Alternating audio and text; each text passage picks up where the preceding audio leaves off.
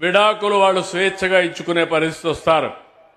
కానీ మనం అందరం సాంప్రదాయ ప్రకారం పెళ్లి అనేది మనం చేసుకునేది కాదు, స్వర్గంలో జరిగింది. ఎప్పుడో నిర్ణయమైంది.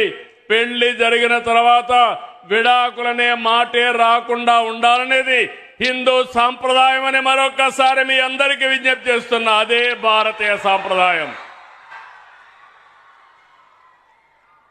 కుటుంబ వ్యవస్థను కాపాడుకునే ఏకైక దేశం భారతదేశం. అది హిందువులు కావచ్చు, ముస్లింలు కావచ్చు, క్రిస్టియన్స్ కావచ్చు.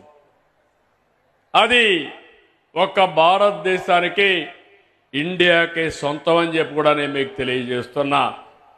ఇలాంటి గొప్ప విలువలతో మనం ముందుకు పోతున్నాం. సంపద అవసరం, పేదరికం ఉండడానికి వీలు లేదు. అదే సమయంలో విలువలు